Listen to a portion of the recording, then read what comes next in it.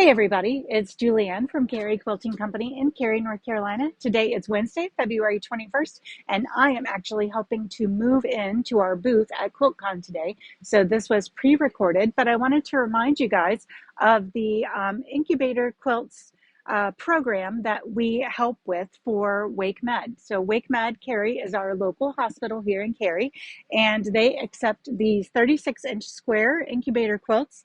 These are actually four that I just finished that I found in my sewing room during one of those cleanups. You know how that goes. So I had the tops made and I had the bindings made, and all I had to do was finish with the quilting. So in this program, they accept 36-inch square quilts made entirely of cotton, no minky, no other fibers.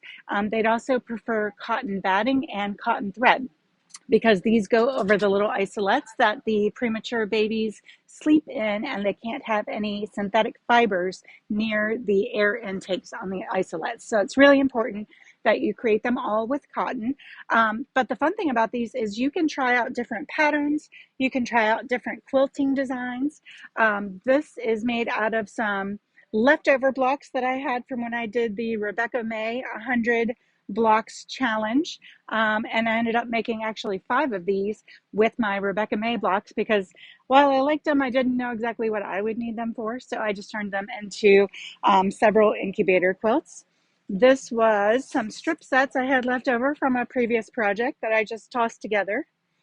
And then another thing that these are good for is trying out techniques that you aren't confident with. So in this one, I did some mitering here on this border and this border and this border. So it's great for trying out new techniques, using up scraps.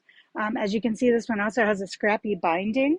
So it doesn't have to be anything incredible, just something that's cute in baby colors, 36-inch square, and all cotton.